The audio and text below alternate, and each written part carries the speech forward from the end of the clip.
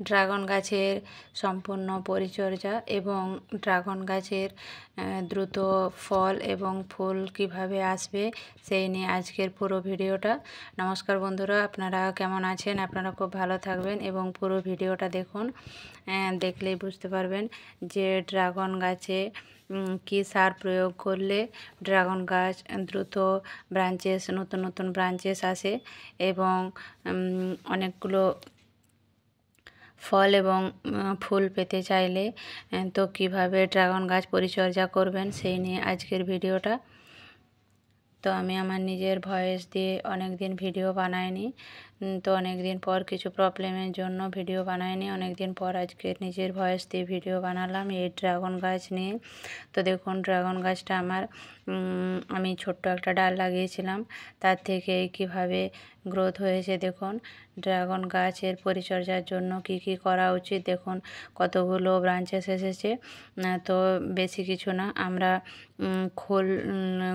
সরিষার খোল নিয়ে এসে আমরা জারের মধ্যে ভরে 10 থেকে 15 দিন পচিয়ে তারপর গাছের গোড়ায় দিলেই দেখবেন গাছের গোড়া খুব সুন্দর কেমন একটা গ্রোথ এসে যায়। আর গাছের ডালপালাগুলো দেখুন কেমন সুন্দর হয়েছে। তো অনেক নতুন নতুন ব্রাঞ্চেস এসেছে।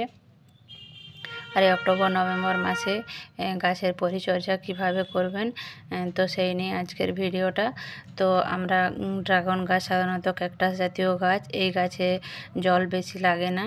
তো আমরা 10 থেকে 15 দিন ছাড়া ছাড়া সরষের ভেজানো খোল পচা জল এটাই আমরা গাছের গোড়ায় প্রয়োগ করতে পারি।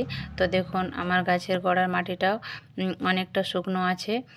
তো আমি শুকনো অবস্থাতেই তারপর যখনই জলের পরিবর্তে খোল পচানো জল গাছের গোড়ায় আমরা ইউজ করতে পারি। দেখুন গাছের গোড়ার মাটিটা কতটা শুকনো, এই শুকনো মাটিতে গাছটা দেখুন কেমন সুন্দর সতেজ হয়ে আছে।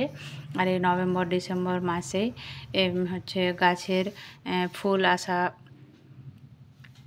আসার জন্য আমরা এই সময় সার এবং যা রাসায়নিক সার দেওয়া প্রয়োজন আমরা এই সময় দেব। তো গাছের পরিচর্যার জন্য এই সময় খাবার দেওয়া উচিত। তারপর যখন ফুলগুলো এসে যাবে তখন কিন্তু আর খাবার দেওয়ার প্রয়োজন নেই, কারণ বেশি খাবার দিলে ফুলগুলো ঝরে যাওয়ার সম্ভাবনা থাকে। তো আমার এই ছোট্ট একটা ডাল থেকে গাছের গ্রোথটা কেমন সুন্দর দেখুন। আর এই হচ্ছে খোল পচানো জল আমি একটা জারের মধ্যে ভরে রেখেছি। তো ভরার পর এটা দেখুন আপনাদেরকে খুলে দেখাচ্ছি।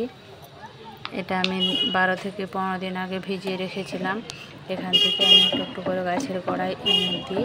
10 থেকে 15 দিন ছাড়া ছাড়া গাছের গোড়ায় দিলে গাছটাও খুব সুন্দর হয়, খুব ভালো হয় আর ফল ফুল আসা শুরু হয়। তো দেখুন এইটা গাঢ় গাঢ় লিকুইড খাবার আছে। তো এতটা গাঢ় লিকুইড গাছের গোড়ায় দেওয়া যাবে না। তো এখান থেকে অল্প পরিমাণে গাছ নিয়ে বালতির মধ্যে দিয়ে 1 বালতি জলে 1 লিটার নিয়ে 1 বালতি জলে আপনারা দিতেই পারেন।